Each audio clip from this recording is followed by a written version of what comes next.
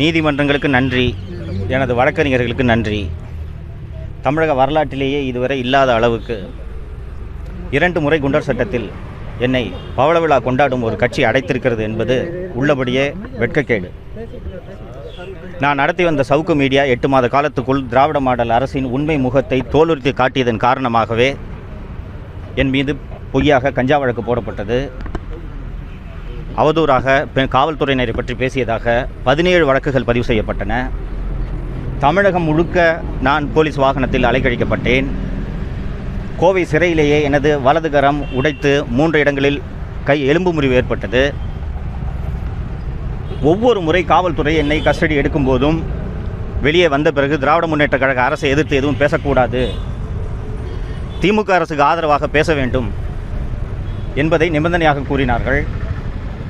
இந்த நிபந்தனைகளை நீங்கள் ஏற்றுக்கொண்டால் நாங்கள் உடனடியாக உங்களை விடுவிப்போம், அதை மீறினால் நாங்கள் 1 வருடத்திற்கு உங்களை வெளியே வரவிட மாட்டோம் என்று கடுமையான நெருக்கடி கொடுத்தார்கள்.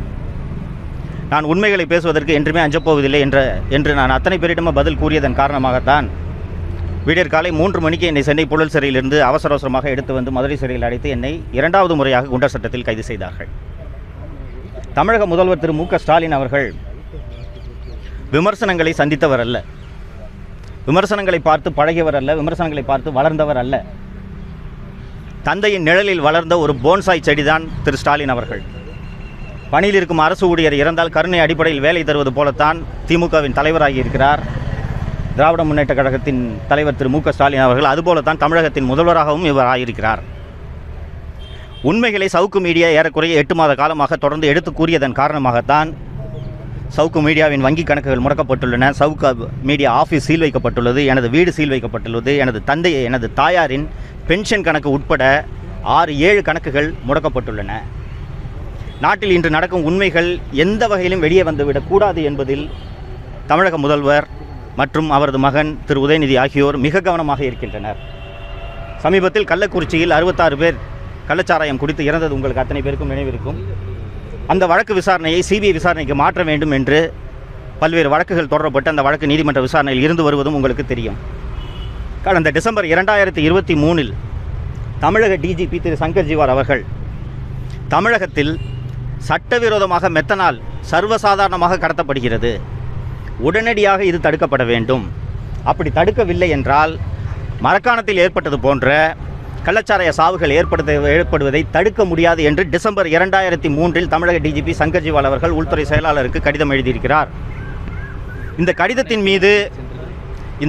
மீது தமிழக முதல்வர் உள்துறைக்கு பொறுப்பாக தமிழக முதல்வர் அவர்கள் நடவடிக்கை எடுத்திருந்தார் என்றால் 66 உயிர்கள் பலியாகியிருக்காது. இதுபோல பல்வேறு உண்மைகள் தமிழக மக்களுக்கு தெரியாமல் மறைக்க வேண்டும் என்ற நோக்கத்துக்காக தான் சவுக்கு மீடியா முடக்கப்பட்டது. இன்று 4 நாட்களுக்கு முன்பாக தமிழக சட்டம் ஒழுங்கு கூடுதல் டிஜிபி திரு டேவிட்சன் அவர்கள் மீது பாஸ்போர்ட் ஊழல் தொடர்பாக பொதுநல வழக்கை தொடர்ந்த வராகி என்ற பத்திரிகையாளர் கைது செய்யப்பட்டுள்ளார். வராகி என்பவர் கைது செய்யப்பட்ட விவரம் இதுவரை பொதுவெளியில் தெரிவிக்கப்படவில்லை. அவர் மீதும் குண்டர் சட்டம் பாய்ச்சுவதற்கான நடவடிக்கைகளை சென்னை மாநகர காவல்துறை எடுத்து வருகிறது. இப்போது நான் ஏற்கனவே உங்களிடம் குறிப்பிட்டது போல எனது அலுவலகம் சீல் வைக்கப்பட்டுள்ளது, வீடு சீல் வைக்கப்பட்டுள்ளது, அலுவலகத்தில் இருந்த கேமராக்கள் பறிமுதல் செய்யப்பட்டுள்ளன. சவுக்கு மீடியாவில் பணியாற்றி கொண்டிருந்த 5க்கும் மேற்பட்ட பணியாளர்கள் மீது வழக்குகள் பதிவு செய்யப்பட்டுள்ளது. சவுக்கு மீடியாவில் நீங்கள் தொடர்ந்து பணி செய்தால் உங்கள் மீதும் கஞ்சா வழக்கு பாய்ச்சப்படும் என்று காவல்துறை அவர்களை மிரட்டியிருக்கிறது. இது ஒரு தனிநபருக்கு நடந்த கொடுமையாக நீங்கள் பார்க்கக்கூடாது, இது ஊடக சுதந்திரத்துக்கு ஏற்பட்டுள்ள கொடுமையாகத்தான் நீங்கள் இதை பார்க்க வேண்டும். நான் 5 மாதம் கழித்து நான் சிறையிலிருந்து வெளியே வந்திருக்கிறேன். உங்களுக்கு ஏராளமான கேள்விகள் இருக்கும், இந்த கேள்விகளுக்கெல்லாம் நான் பின்னால் பதிலளிக்கிறேன். நீங்கள் இந்த 5 மாத காலம் என்னுடைய செய்திகளை எனக்கு இந்த நீதிமன்ற வழக்குகள் தொடர்பாக எல்லாம் தொடர்ந்து நீங்கள் செய்திகள் வெளியிட்டு எனக்கு நீங்கள் கொடுத்து வந்த ஆதரவுக்கு எனது நெஞ்சார்ந்த நன்றிகளை தெரிவித்துக் கொள்கிறேன். மீண்டும் நிச்சயமாக தொடரும். ஒரு 2-3 மாத காலமாகும். நான் சொன்னது மாதிரி வங்கி கணக்குகள் முடக்கப்பட்டுள்ளன, ஆஃபீஸ்லேருந்து கேமராக்கள் பறிமுதல் செய்யப்பட்டுள்ளன, கம்ப்யூட்டர் பறிமுதல் செய்யப்பட்டுள்ளன. 25 பேர் பணியாற்றி கொண்டிருந்த இடத்தில் அவர்கள் வேலை இழந்து நிற்கிறார்கள். அவர்களுக்கு வேறு எந்த இடத்துலையும் வேலை இல்லை. ஒரு 2-3 மாத காலமாகும். அதற்கு பிறகு நிச்சயமாக சவுக்கு மீடியா தொடரும் என்பதில் அதுதான் என்னோட வேலை. 15 வருஷமாக தான் செஞ்சுட்டு இருக்கேன், தொடர்ந்து அதை செய்வேன். நான் சவுக்கு மீடியா தொடரும்.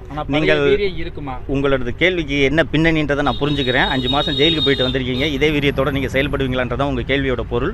இதே வீரியத்தோடு நிச்சயம் செயல்படுவேன். தமிழக மக்களுக்கு உண்மைகளை எடுத்து கூறுவதில் ஒரு நாளும் சவுக்கு மீடியா தயங்காது. இதெல்லாம் தொடங்குறதுக்கு கொஞ்சம் அவகாசம் ஆகும். அதுக்கு பிறகு உங்களை விரிவாக சந்தித்து நிறைய பேசுகிறேன். கோவை சிறையில் எனக்கு வந்து என்னோட கை உடைக்கப்பட்டது. மற்ற சிறைகள்லாம் என்னை கைதி போல தான் நடத்துனாங்க, வேற ஒன்றும். பத்திரிகை சுதந்திரம் இருக்குதா இப்போ தமிழகத்தில்? பத்திரிகை சுதந்திரம் என்பது துளியும் இல்லை. தமிழக முதல்வராக இருந்த திரு கருணாநிதி அவர்கள் தன்னை பத்திரிகையாளர் என்று அடையாளப்படுத்திக் கொள்வதில் மிகவும் பெருமைப்பட்டவர். கடைசி வரை தன்னை பத்திரிகையாளர் என்று அவர் அழைத்து கொண்டவர். சிறு வயதிலேயே சிறுவனாக இருந்த பொழுதே கையெழுத்து பத்திரிகை நடத்தியவர். தலையில் சுமந்து கொண்டு முரசொலியை விற்றவர். கலைஞரின் மகன் என்று பெருமையாக சொல்லிக் கொள்ளக்கூடிய தமிழக முதல்வர் திரு ஸ்டாலின் அவர்கள் பத்திரிகை சுதந்திரத்தை குரல்வலையை நெரிப்பதில் முன்னணியில் இருக்கிறார். தமிழகத்தில் இன்று சுதந்திரமாக பத்திரிகைகள் செயல்பட முடியாத ஒரு அவலச்சூழல் நிலவுகிறது. இதை மாற்றுவதற்கான நாள் வெகு விரைவில் வரும். தமிழக மக்கள் தமிழகத்தை பிடித்துள்ள இந்த திராவிட மாடல் ஆட்சி என்ற சாபக்கேடு எப்போது முடியும் என்று காத்துக் கொண்டிருக்கிறார்கள். அதற்கான நாள் விரைவில் வரும். நன்றி நன்றி நன்றி. பாதகம் செய்பவரை கண்டால் நாம் பயங்கொள்ளலாகாது பாப்பா. மோதி மிதித்து விடு பாப்பா, அவர் முகத்தில் உமிழ்ந்து விடு பாப்பா. அண்மை செய்திகளை உடனுக்குடன் தெரிந்து கொள்ள இணைந்திருங்கள் இயம்நாடு தொலைக்காட்சியுடன்.